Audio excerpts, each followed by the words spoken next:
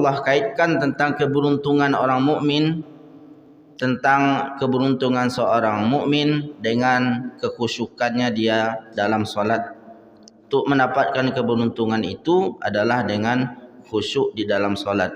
Lalu Allah sediakanlah nanti surga bagi yang khusyuk di dalam solat tersebut, yang mereka kekal di dalam surga itu, namanya surga Firdaus. Ketika hati sudah khusyuk, maka seluruh jawarih, seluruh anggota tubuh lainnya ikut khusyuk bersama dengan hati. Karena Nabi pernah mengatakan, ada orang solat itu selesai solat dia tidak mendapatkan apa-apa dari solatnya kecuali gerak-gerik saja. Antara satu hamba dengan yang lainnya, antara satu orang solat dengan yang lainnya adalah kualitas kekhusyukan di dalam hatinya ketika solat tersebut. Hatta la takadu tara khashian, sampai pada waktu itu engkau melihat tidak ada satu pun dari umat ini yang khusyuk di dalam solatnya. Dari apanya dilihat? Dari fungsi solat tadi, di antaranya mencegah perbuatan keji dan mungkar. Ternyata kaum muslimin mendirikan solat di mana-mana, namun perbuatan keji dan mungkar juga ada di mana-mana. Kelihatan berarti tidak ada kekhusyukan lagi pada waktu itu di dalam solat kaum muslimin. Ketika solat itu, hadirkanlah akan kebesaran Allah Subhanahu wa taala yang kita sedang menghadapnya, atau kita sedang berada di hadapannya, sedang menyembahnya.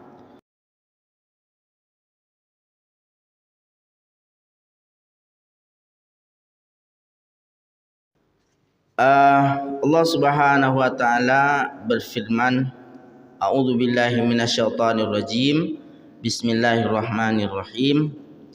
Qad aflahal mu'minun alladzina hum fi salatihim khashi'un. Surah Al-Mu'minun ayat 1 sampai 11 sebenarnya, tapi yang tentang khusyuk ini pada ayat kedua. Telah beruntung orang-orang yang beriman, telah beruntung orang-orang mukmin. Alladzina hum fi salatihim khashi'un, yaitu orang mukmin yang dalam solatnya mereka khusyuk. Langsung pertama sekali fokus pada ayat ini tentang kekhusyukan di dalam solat. Beruntunglah orang mukmin yang di solatnya khusyuk. Kemudian balasan bagi orang mukmin yang beruntung ini diantaranya karena dia solatnya khusyuk. Pada ayat ke-10 Allah Subhanahu wa taala berfirman pada surah itu, ulaika humul warithun. Mereka itu adalah orang-orang yang nanti mendapatkan warisan. Alladzina yarithunal firdausa hum fiha khalidun.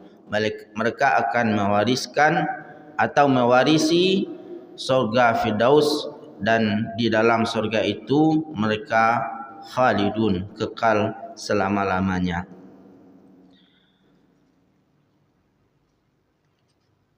Dan pada ayat ini Allah kaitkan tentang keberuntungan orang mukmin, tentang keberuntungan seorang mukmin dengan kekhusyukannya dia dalam solat. Untuk mendapatkan keberuntungan itu adalah dengan khusyuk di dalam solat.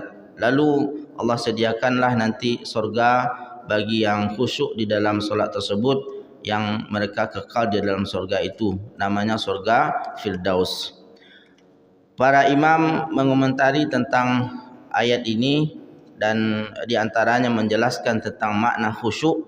Khusyuk di sini maksudnya adalah pekerjaan hati. Yang khusyuklah hatinya di dalam solat.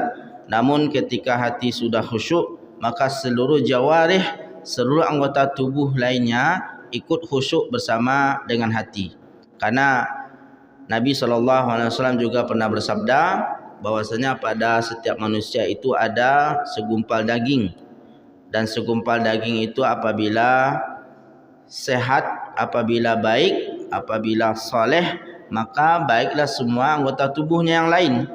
Dan apabila segumpal daging itu rusak, maka rusaklah seluruh anggota tubuhnya yang lain. Dan Nabi mengatakan segumpal daging itu namanya adalah hati. Lalu kaitannya dengan khusyuk ini berarti jika hati itu khusyuk, maka khusyuklah semua anggota tubuhnya yang lain di dalam solat. Maka indikasi dari atau indikator dari khusyuk solat itu kadang bisa terlihat dari anggota tubuh yang melakukan solat. Tidak banyak dia menoleh kiri kanan, tangannya juga tidak banyak bergerak, kakinya tidak banyak bergerak di dalam solat. Khusyuk karena hatinya juga sudah khusyuk menghadap Allah Subhanahu wa taala. Dan tentang kekhusyukan ini perlu juga dan sangat perlu diperhatikan di dalam solat, karena Nabi pernah mengatakan ada orang solat itu selesai solat dia tidak mendapatkan apa-apa dari solatnya kecuali gerak-gerik saja, cuma gerakan-gerakan saja sampai dia selesai solat. Dan ada yang dalam solat itu, ini hadisnya seperti yang diriwayatkan oleh sahabat Nabi SAW Ammar bin Yasir, bahwa Nabi SAW bersabda, wa innar rajula la yansarifu wa ma kutiba lahu illa usyru salatihi tis'uha thumunuha sab'uha sudusuha khumusuha rubu'a thuluthuha nisfuha. Orang selesai solat itu dia tidak mendapatkan atau tidak diberi pahala dari solatnya kecuali hanya 1/10 saja. Ada yang 1/9 saja, ada yang 1/8 saja, 1/7 saja, 1/6, 1/5, 1/4, 1/3, dan ada yang sampai dapat 1/2 dari solatnya saja. Artinya orang solat tetapi satu dengan yang lainnya tidak mesti sama kualitas solatnya, tidak mesti sama pahala selesai dia melaksanakan solat, walaupun dengan waktu yang sama, durasi yang sama, bacaan yang sama. Tetapi satu bisa dapat sempurna pahala solat 100%, bahkan lebih daripada itu, dan ada yang dapat setengah saja, ada yang dapat 1/10 saja, bahkan ada yang tidak dapat sama sekali pahala dari solat yang dia kerjakan tersebut. Walaupun kewajibannya sudah tertunaikan, tetapi fadilah mendapatkan keutamaan dari Allah Subhanahu wa taala tidak ada. Apa yang membedakan antara satu dengan yang lain adalah kekhusyukan di dalam solat. Kalau soal tentang rukun dan kewajiban atau rukun dan syarat itu masalah fikih, berbicara tentang sah dan tidak sahnya solat dalam fikih. Kalau seandainya semua rukun dan syarat sudah tertunaikan di dalam solat, maka solat yang dilakukan sah dan sudah diterima oleh Allah Subhanahu wa taala sebagai pemenuhan kewajiban seorang hamba kepada Allah Subhanahu wa taala. Tetapi fadilahnya antara satu dengan yang lain berbeda. Yang hanya melaksanakan kewajiban saja tentu berbeda dengan yang mendapatkan pahala berlipat ganda dari solatnya. Terlebih lagi ada ayat Allah Subhanahu wa taala berfirman, innas salata tanha 'anil fahsya'i wal munkar. Salat itu mencegah dari perbuatan yang keji dan munkar. Berarti fungsi salat itu tidak hanya kewajiban saja kepada Allah Subhanahu wa taala tertunaikan, tetapi luar dari salat itu ada mencegah dari perbuatan keji dan munkar hamba itu atau masyarakat atau bangsa dan negara. Mencegah dari segala perbuatan keji dan munkar. Berarti fungsi dari solat ada yang mendapatkan sempurna, ada yang tidak mendapatkan kecuali hanya kewajiban saja kepada Allah Subhanahu wa taala. Dan yang membedakan sekali lagi semua itu antara satu hamba dengan yang lainnya, antara satu orang solat dengan yang lainnya adalah kualitas kekhusyukan di dalam hatinya ketika solat tersebut. Maka perlu pembahasan tentang khusyuk ini diingatkan semua kita.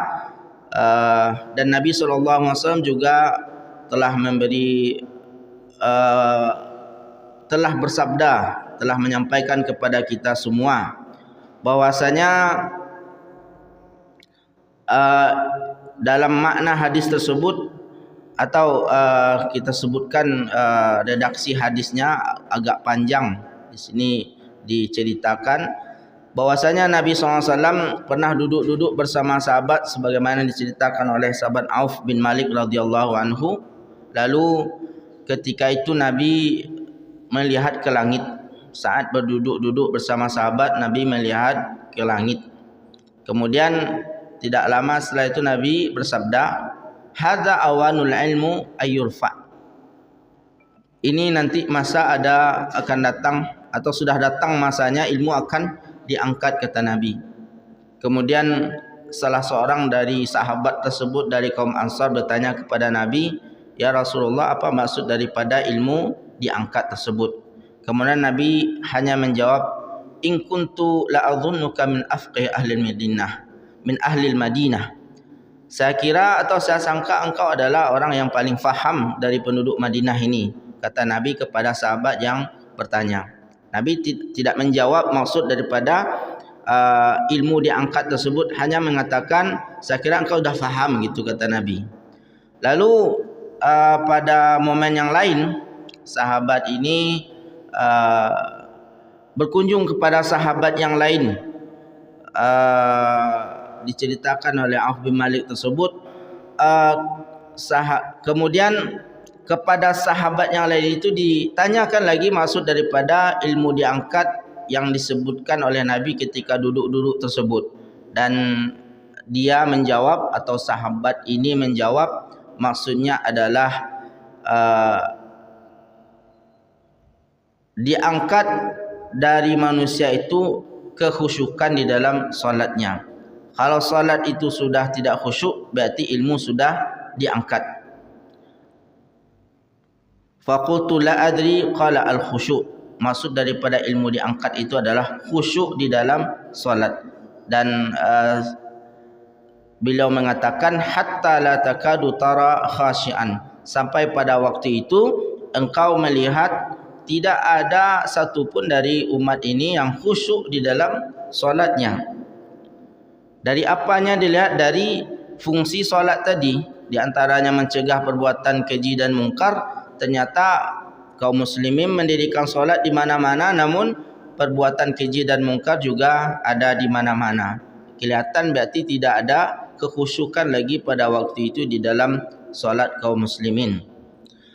Dan bisa jadi zaman atau masa itu sudah bisa kita lihat di diri kita atau di masa sekarang ini, di mana tidak ada lagi atau perbuatan keji dan mungkar merajalela di dekat kita semua, walaupun kita semua melakukan solat.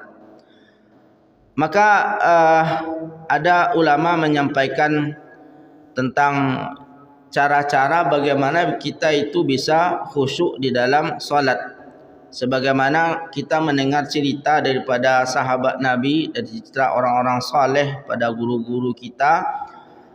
Sahabat Nabi seperti misalnya Ali bin Abi Thalib, ketika sebuah panah menancap di kakinya, tidak bisa dicabut dan susah dicabut, tapi akhirnya bisa juga dicabut, yaitu ketika Ali radhiyallahu anhu tersebut melakukan solat.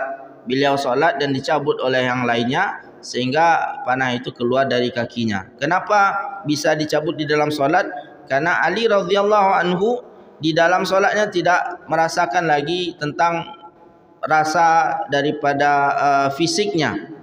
Artinya seakan-akan beliau sudah mait di dalam solatnya, sudah mati, tidak ada rasa lagi kecuali hanya hubungan dia dengan Allah Subhanahu wa taala, sedang berkomunikasi dengan Allah Subhanahu wa taala. Dan rasanya seperti itu untuk kita sangat jauh sekali. Tapi bisa kalau seandainya bermujahadah, bersungguh-sungguh seorang mukmin, seorang muslim, Ali radhiyallahu anhu juga manusia seperti manusia biasa. Apabila mujahadah kita seperti beliau, mukmin yang lain juga seperti beliau, maka tidak tertutup kemungkinan ada juga orang lain yang bisa melakukan seperti Ali radhiyallahu anhu. Dia tidak merasakan apa-apa ketika sudah mulai melakukan solat. Tidak rasa panas, tidak rasa dingin, tidak ada rasa nyamuk menggigit, bahkan tidak ada rasa sakit lagi ketika di dalam solatnya.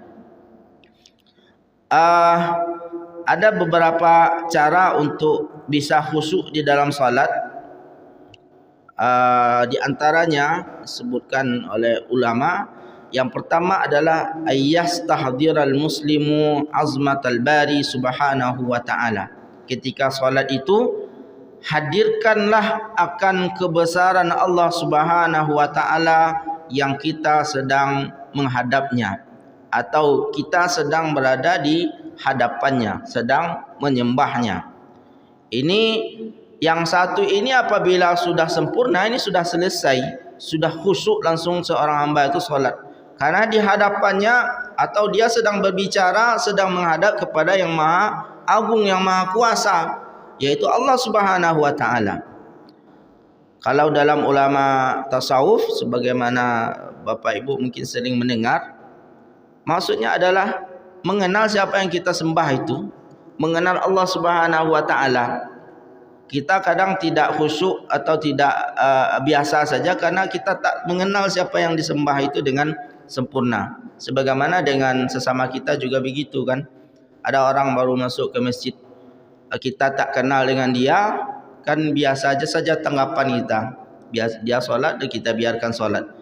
Tapi kalau seandainya kita tahu yang masuk ternyata adalah Menteri Agama kan, dia sendirian masuk ke masjid ini, agak lain perasaan kita kan. Kalau bisa bersalaman dengan beliau, bersalaman. Menteri Agama Indonesia, ini rupanya Menteri Agama masuk ke Masjid Al-Muhajirin. Tentu beda kita dalam menyambutnya daripada ketika kita tidak kenal dengan beliau. Itu sesama manusia saja kan. Atau ada orang yang kita muliakan, yang kita hormati sekali, bertemu dengan kita, pasti ada perasaan atau gerakan penghormatan kepada beliau yang kita berikan. Siapapun begitu, walaupun sebagian kita sudah biasa bertemu dengan orang-orang besar, tapi tetap juga rasa ketika berdekatan dengan orang agung, orang mulia itu berbeda dengan orang biasa. Sesama manusia saja begitu, apalagi dengan Allah Subhanahu wa taala, yang beliau adalah pemilik segala yang ada di bumi ini, segala yang di langit. Beliau menciptakannya, Allah yang memberi kita rezeki, Allah yang maha agung, maha besar. Ketika rasa agung Allah itu ada dalam hati, kebesaran Allah itu ada dalam hati, dan kita sedang dekat dengannya, menghadapnya, maka tentu rasa fokus dan khusyuk dalam solat itu akan hadir. Sebagaimana dalam sebuah hadis dan hadis Nabi yang disebut dengan hadis Jibril yang panjang itu, ini adalah tingkat tertinggi seorang hamba yang menghadap Allah lalu merasa Allah ada di hadapannya. Itu adalah level tertinggi dari seorang muslim yang disebut dengan ihsan kan. Nabi malaikat mengatakan kepada Nabi, fahal tadrimal ihsan, wahai Muhammad, apakah engkau tahu tentang ihsan? Apa kata Nabi? Tidaklah yang ditanya lebih tahu daripada yang bertanya. Kemudian malaikat itu menjelaskan kepada Nabi, anta'budallaha ka'annaka tarahu, yaitu ihsan itu adalah engkau menghadap Allah, beribadah kepada Allah seakan-akan pada waktu itu engkau melihat Allah Subhanahu wa taala. Fa illam takun tarahu fa innahu yaraka. Kalau engkau memang tak bisa melihat Allah, pastikan Allah itu Subhanahu wa taala melihat engkau, melihat dan menyaksikan, berada di hadapan kita ketika kita salat. Ini yang pertama, bagaimana bisa cara menghadirkan kekhusyukan. Bahwasanya kita sedang menyembah Allah Subhanahu wa taala, bukan menyembah dinding, bukan menyembah tempat kita salat atau menyembah Kaabah, tapi yang disembah adalah Allah Subhanahu wa taala yang maha agung, yang maha besar. Itu mungkin dianjurkan kita sebelum takbiratul ihram itu untuk diam sejenak, tenang dulu, bahwasanya kita akan menghadap Allah Subhanahu wa taala. Dan Allah Subhanahu wa taala berfirman dalam surah Az-Zumar, "Wa ma qadarullaha haqqa qadrih wal ardu jami'an qabdatuhu yaumal qiyamati was samawati matwiyatun bi yaminih subhanahu wa ta'ala amma yusyrikun." Mereka itu tidaklah menghadirkan atau mentakdirkan atau membayangkan Allah itu sebagaimana yang seharusnya, sebagaimana yang sebenarnya tentang Allah Subhanahu wa taala tersebut, kudratnya, yang Allah itu maha mampu untuk melumat semua bumi dan langit itu dengan tangannya pada hari kiamat nanti, dengan mudah, dengan menghancurkannya. Kalau seandainya manusia mengatur akan kebesaran Allah Subhanahu wa taala tersebut, maka akan hadir rasa pengagungan kepadanya terutama di dalam solat. Subhanahu wa ta'ala amma yusyrikun. Maha suci Allah terhadap kemusyrikan yang mereka lakukan. Yang kedua adalah ayyanzural muslimu ila maudhi'as sujud. Ketika solat itu hendaklah melihat kepada tempat sujud. Wala yastafid fi salatihi dan tidak menoleh berpaling ke kiri maupun ke kanan atau melihat ke mana-mana. Karena ada hadis dari Nabi SAW dari Abu Zar, Nabi bersabda, la yazalullahu muqbilan 'alal 'abdi fi salati. Senantiasa Allah memperhatikan hamba ini dalam solatnya. Didengar, dilihat, diperhatikan oleh Allah Subhanahu wa taala hamba itu di dalam solatnya. Malam yaltafid, selama hamba ini tidak menoleh ke mana-mana, menoleh ke kiri, kanan atau ke depan, selama dia tidak menoleh. Fa idza sarafa wajhahu, kalau seandainya hamba ini dalam solat telah menoleh dengan wajahnya ke kiri kanan atau mengikuti orang lewat di depannya, ini kan berpaling namanya dari arah sujud, maka insarafa anhu, maka Allah juga berpaling darinya sejak itu sampai selesai solatnya. Artinya tidak diperhatikan lagi hamba ini dalam solat yang seperti itu, solatnya tidak baik. Maka kalau dalam mazhab Syafi'i diharuskan kita solat itu menghadap ke tempat sujud. Walaupun dalam mazhab yang lain ada yang mengatakan menghadap itu bukan ke tempat sujud tapi ke depan. Kalau Bapak Ibu ada melihat di tempat lain, apalagi ketika umrah, orang solat tapi menghadapnya ke depan, atau mungkin juga banyak dalam video-video YouTube itu mendengarkan imam dalam solat, banyak sekali imam itu solat menghadapnya ke depan. Ini mic ni kan menghadap ke depan, kenapa tidak ke tempat sujud? Itu memang mazhab lain ada yang seperti itu, terutama mazhab Maliki tidak mengatakan seperti mazhab Syafi'i menghadap ke tempat sujud. Dalilnya apa? Dalilnya firman Allah Subhanahu wa taala, fawalli wajhaka syatral masjidil haram. Mereka seperti itu berdalil juga mazhab yang mengatakan menghadap solat itu ke depan. Karena firman Allah, fawalli wajhaka syatral masjidil haram, maka hadapkanlah wajah kalian ke arah Masjidil Haram. Berarti wajahnya ke depan gitu kan, ke arah Masjidil Haram. Pemahamannya di dalam memahami ayat itu, fawalli wajhaka syatral masjid. Kalau menghadap Masjidil Haram ke mana? Ke bawah atau ke depan? Ke depan itu kan. Maka mazhabnya mengatakan menghadap ke depan. Kenapa mazhab Syafi'i tidak seperti itu? Tidak mengatakan wajibnya menghadap ke depan sebagaimana mazhab yang lain, karena pemahaman lain juga dari ulama Syafi'iyah yang mengatakan maksud dari ayat itu menghadapkan wajah kalian ke depan bukan harus wajah ini ke depan ke arah kiblat, tetapi kita arahnya ke arah kiblat tapi wajah itu melihat ke bawah, sedangkan arah badan kita, wajah itu mewakili dari semua badan kita itu menghadap ke kiblat, bukan ke arah yang lain.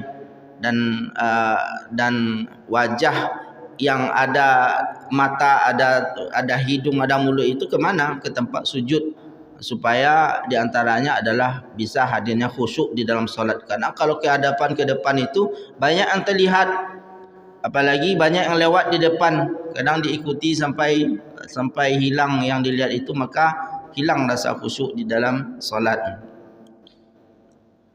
Walaupun di mazhab Syafi'i mengatakan hadapnya ke bawah, dan kita mengakui di Indonesia ini mazhab Syafi'i, tapi banyak juga yang kita lihat solat sunat di depan, kita lihat ikutinya kita dengan mata yang sampai ke pintu kan, entah solat atau tidak.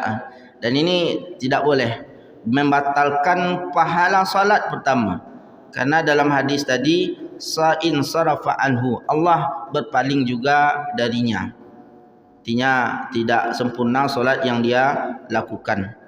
Maka hadapkan wajah ke bawah, fokus saja ke bawah lagi. Nah, menghadapkan ke tempat sujud, sedangkan hati kita menghadap Allah Subhanahu wa taala. Yang ketiga, cara supaya kita bisa khusyuk itu tadabbur Al-Quran Karim wal adhkar alladhi yaquluha fi salati. Hendaklah mentadabburi setiap ayat-ayat dari Al-Quran maupun zikir-zikir yang dibaca di dalam salat. Ini yang utama juga, sebagaimana firman Allah Subhanahu wa taala, afala yatadabbaruna al-Quran am ala qulubin aqfaluha. Apakah mereka tidak mentadabburi ayat Al-Quran atau hati mereka memang terkunci? Jadi kalau hati mereka terbuka, seharusnya mereka tadabburi. Kalau mereka hatinya terkunci, maka mereka tidak bisa mentadabburi. Mentadabburi ayat Al-Quran itu atau zikir-zikir itu bisa dilakukan apabila kita faham makna dari ayat dan zikir yang dibaca dalam solat tersebut. Faham artinya terlebih dahulu. Tadabbur itu levelnya di atas daripada mengetahui makna, mengetahui tafsir. Lebih daripada itu di atas namanya tadabbur. Kita dalam solat, dalam Al-Quran, level tertinggi sebelum pengamalannya adalah tadabbur. Kita pelajari baca Al-Quran, kemudian setelah selesai membaca atau belajar membacanya dengan baik dan benar, belajar mengetahui arti setiap kalimat dalam Al-Quran tersebut. Kemudian setelah itu di atas itu lagi, setelah mengetahui artinya, mengetahui tafsirnya. Setelah mengetahui tafsirnya, di atas itu lagi baru tadabbur. Tadabbur ini maksud dari Allah dalam firman ini apa ya? Allah menyampaikan ini konsekuensinya apa? Allah Maha mendengar, Maha melihat, konsekuensinya apa? Berarti kan kita apapun yang kita bicarakan didengar oleh Allah. Kemanapun kita pergi dilihat oleh Allah Subhanahu wa taala. Walaupun cuma kata atau kalimat basir, Allah Maha melihat, tapi bisa berpengaruh kepada semua yang kita lakukan aktivitas di luar sana. Itu maksud daripada tadabbur.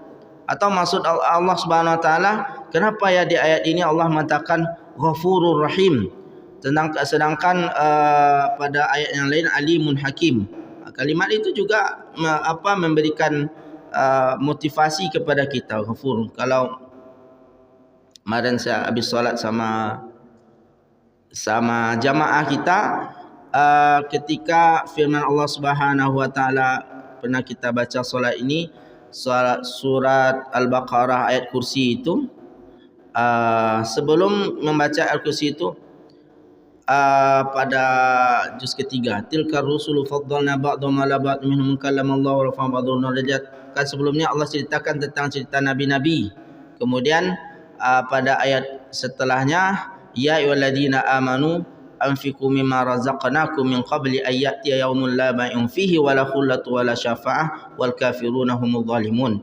Wahai orang-orang yang beriman, ya ayyuhalladzina amanu anfiqu min qabli an ya'tiya yaumun la bai'un fihi wala khullatu wala syafa'ah wal kafiruna humudz zalimun. Wahai orang-orang yang beriman, infakkanlah, sedekahkanlah harta yang telah diberikan kepada kalian sebelum datang hari yang tidak ada manfaat daripada harta-harta itu semua. Baru setelah ayat itu firman Allah Subhanahu wa taala, surah ayat kursi, Allahu la ilaha illa huwal hayyul qayyum.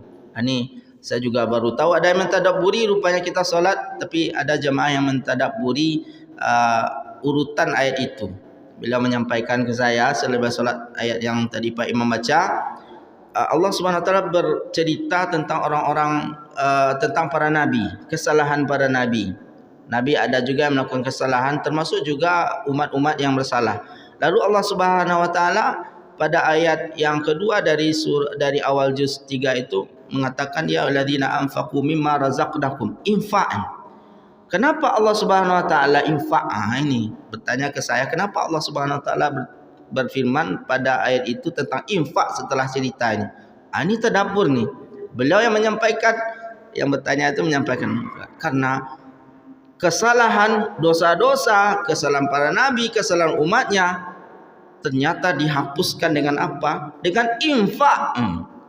Luar biasa motivasi kan. Kita tidak juga terpikir seperti itu. Ini hasil daripada apa? Dari tadabbur. Ini kenapa ayat di posisinya di sini? Kenapa bunyinya begitu? Itu didapatkan hasil daripada tadabbur. Karena infak ini menghapuskan segala dosa. Kalau orang bertaubat maka lakukan infak. Dan kami ketika di kelas tahfiz sekarang begitu juga. ada yang curhat, Syekh kenapa susah ni menghafal, hafal pagi ini siang hilang, kemarin sudah lancar menghafal atau menyetor 1 juz, besoknya tes hilang semua. Nasihat Syekh itu banyak, antaranya doa, kemudian nasihat atau minta maaf sama orang tua, sama kawan-kawan, dan satu yang terpenting adalah infak, sedekah. Kalau ada yang susah hafalannya, sedekah. Dan banyak juga testimoni begitu.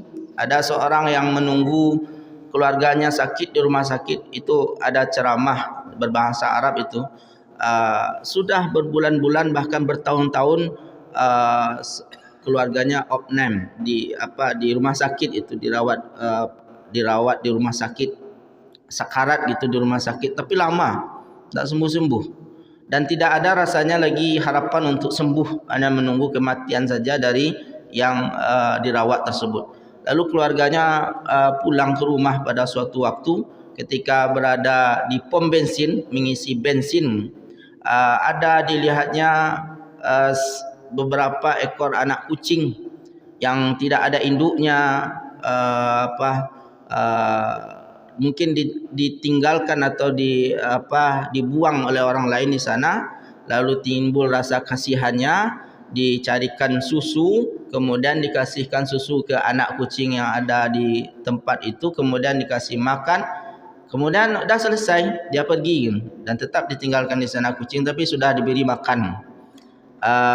Kemudian dia pergi, dan nanti setelah selesai sampai di rumah, balik dia ke rumah sakit seperti kegiatan biasa menunggu keluarganya, dan dia dikagetkan ketika di rumah sakit yang tidak sadar selama ini bangun, duduk, bisa duduk, itu bisa komunikasi, lama kelamaan semakin membaik, dan akhirnya dan akhirnya sembuh, yang tidak disangka-sangka selama ini sembuh itu.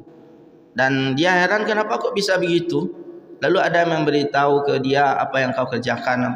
Teringatlah dia bahwasanya dia pernah keluar dari rumah sakit dan memberi makan kucing. Itu hanya itu saja, pernah memberi makan ke kucing, dan itu aja yang bisa dia ceritakan yang istimewa. Setelah dia pulang dan akhirnya balik, tak kaget melihat keluarganya ini sembuh. Ini juga sedekah kepada makhluk, kepada binatang, apalagi kepada manusia, apalagi untuk sedekah jariah yang lainnya. Dan itu tadabburnya. Ternyata dosa-dosa para mujrim atau dosa-dosa umat-umat terdahulu itu juga ditutup atau diselesaikan setelah bertobat kepada Allah Subhanahu wa taala juga dengan sedekah. Kan berobat rumah sakit juga ada usaha kita berobat ke dokter, kan minum atau bahkan obat, tapi juga ditambah dengan sedekah. Dan sepertinya banyak banyak permasalahan yang terbantu selesai karena sedekah. Maka rajin-rajinlah bersedekah. Kalau bercerita tentang sedekah sama Pak Romli luar biasa, kan. Bapak Ibu semuanya tidak pernah sebagaimana yang dikatakan oleh Nabi SAW, orang bersedekah itu akan miskin, tidak pernah berkurang harta yang disedekahkan itu, kata Nabi. Nabi dalam kalimatnya hampir bersumpah itu, kan, tidak akan pernah berkurang dengan sedekah itu. Bapak Ibu cobalah, kan. Dan sebaliknya justru ketika ditahan-tahan, ternyata uang atau harta yang ditahan itu hilang dengan sendirinya. Sedekah tak jadi tapi hartanya juga hilang. Misalkan lewat kotak infak ada uang 10.000, karena tinggal 10.000 tidak dikeluarkan. Nanti 10.000 ni sebelum sampai di rumah kadang juga sudah tidak ada lagi, kan. Ada aja cara keluarnya dari kantong kita. Kenapa ke sana tadi? Tadabbur, ya. Ya, itu tadabbur. Jadi tadabbur dari ayat itu ternyata bisa mempengaruhi banyak aktivitas kita di luar, mempengaruhi perbuatan kita. Dan di dalam solat kita masih bisa untuk mentadabburi ayat-ayat dan zikir-zikir yang kita baca. Bisa kita tes. Bapak Ibu sudah faham, sudah tahu arti semua bacaan solat? Ada yang belum tahu artinya? Sudah semua ya, alhamdulillah. Dari takbiratul ihram dulu. Allahu akbar kabira walhamdulillahi katsira. Apa artinya? Allahu akbar, Allah yang maha besar, maha agung. Kabira, apa artinya Bapak Ibu? Kabira walhamdulillah, maha besar, walhamdulillahi katsira, dan segala puji bagi Allah yang banyak. Wa subhanallahi bukratan wa asila, maha suci Allah pada setiap pagi dan sore. Itu kalimatnya, artinya kita memuji Allah banyak-banyak. Wa subhanallahi bukratan wa asila, wajjahtu wajhiya lilladzi fataras samawati wal arda hanifa. Saya menghadapkan wajah saya dan diri saya lilladzi fataras samawati wal arda, kepada yang telah menghamparkan langit dan bumi, hanifan, dengan lembut, dengan baik, muslimau, dan saya datang sebagai seorang muslim, wa ma ana minal musyrikin, dan saya ini bukanlah orang yang musyrik. Inna salati wa nusuki, salat yang kudirikan ini dan seluruh ibadah yang aku lakukan, wa mahyaya wa mamati, hidup dan matiku, artinya hidup itu semuanya, hidup dan matiku, wa maya mamati lillahi rabbil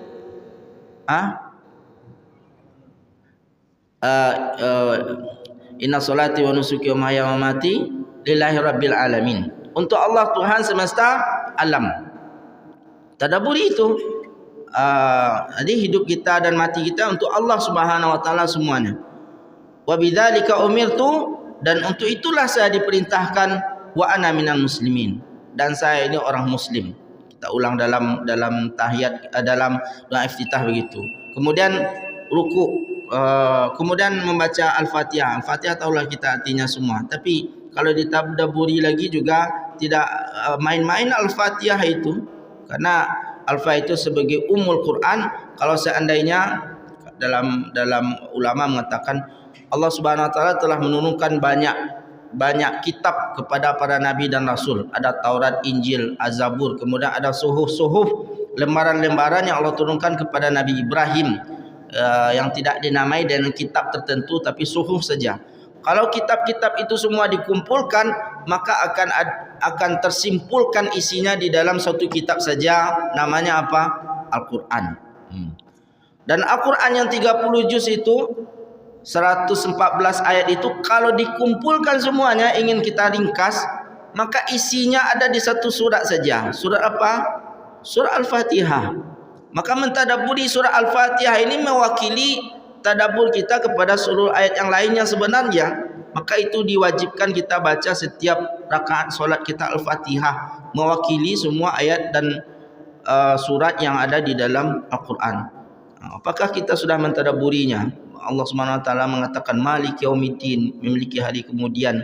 Iyyaka na'budu wa iyyaka nasta'in, hanya kepada Engkau kami menyembah dan kepada Engkau minta tolong. Akan berbeda rasa kita membaca atau keadaan kita salat itu yang mulai mentadabburi ayat itu dengan yang membaca biasa saja.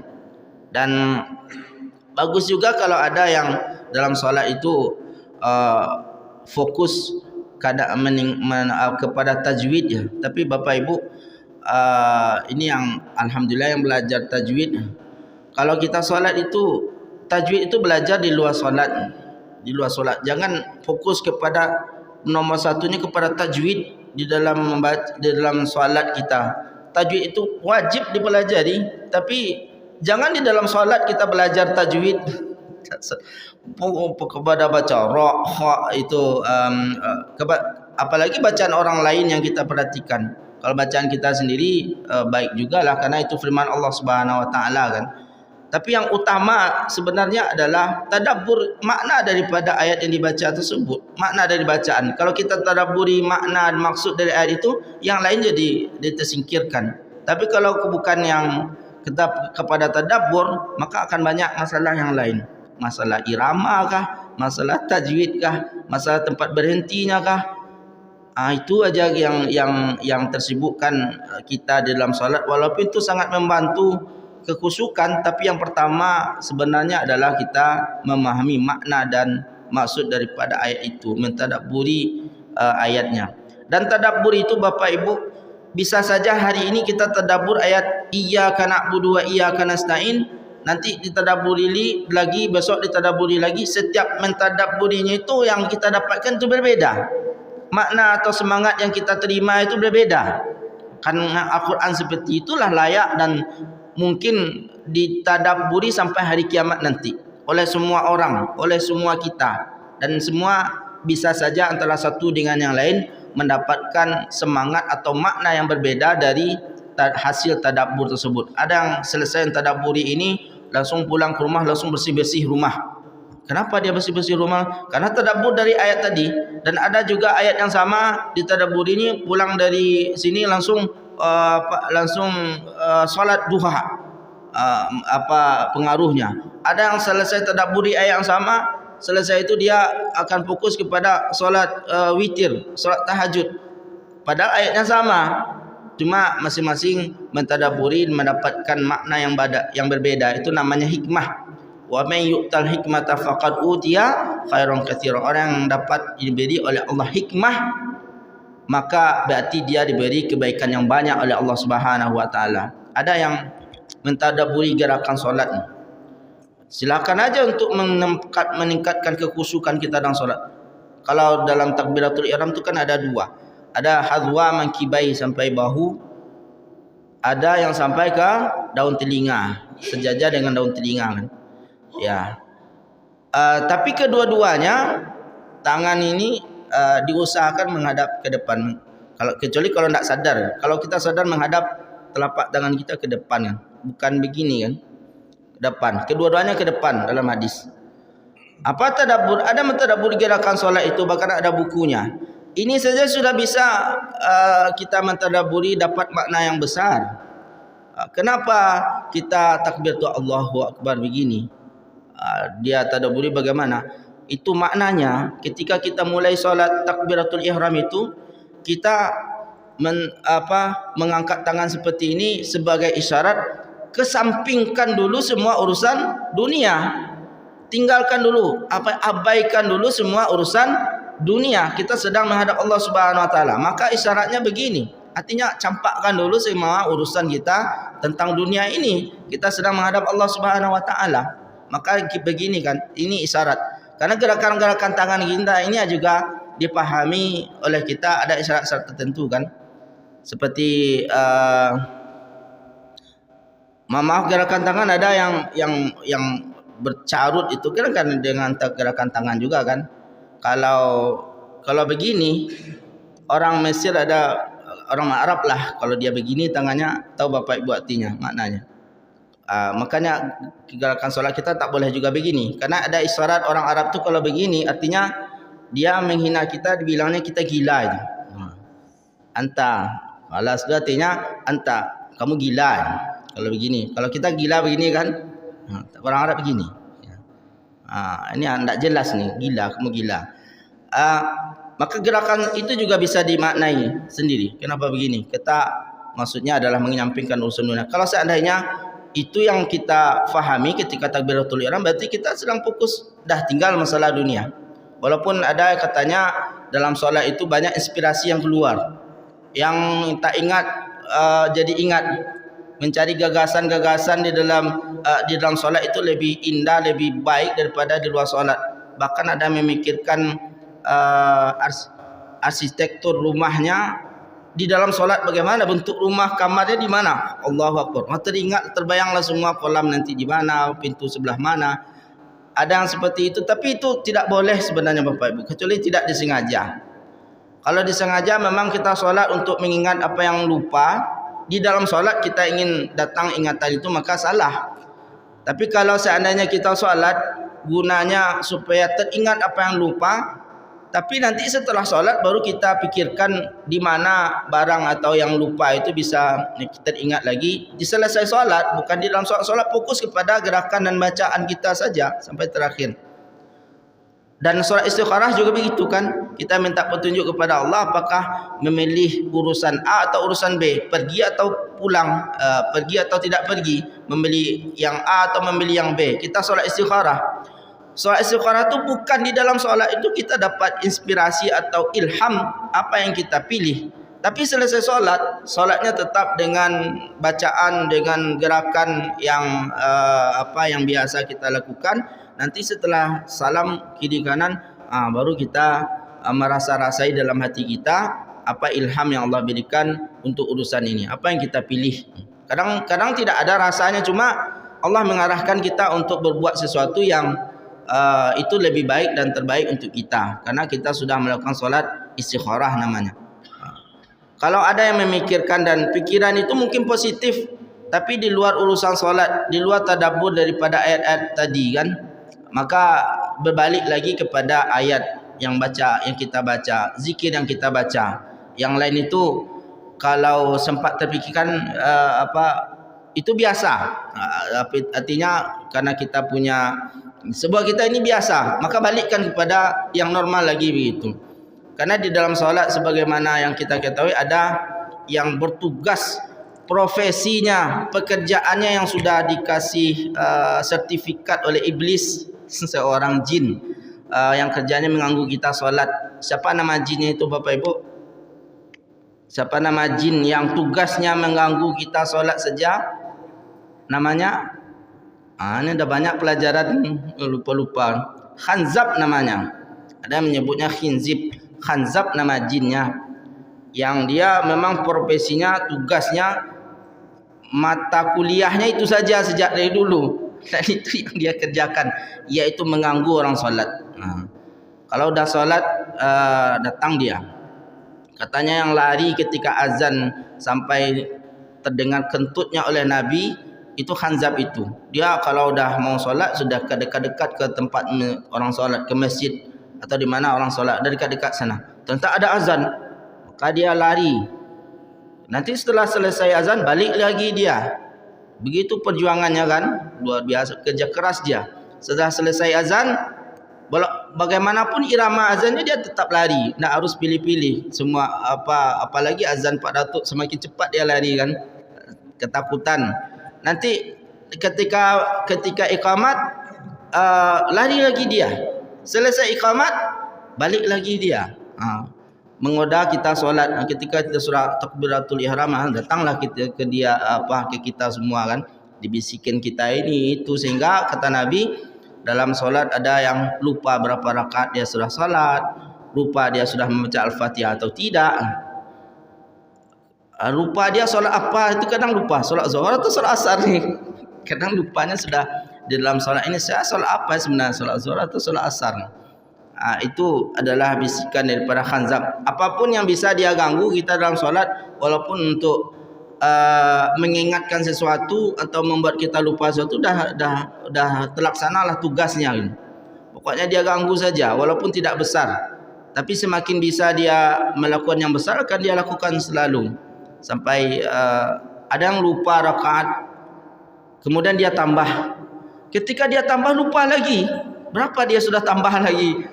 Kemudian ada yang seperti itu, sudah ditambahnya, kemudian ditambah lagi, dan ini lama-kelamaan ada yang bisa menjadi penyakit bagi seseorang dalam ibadahnya.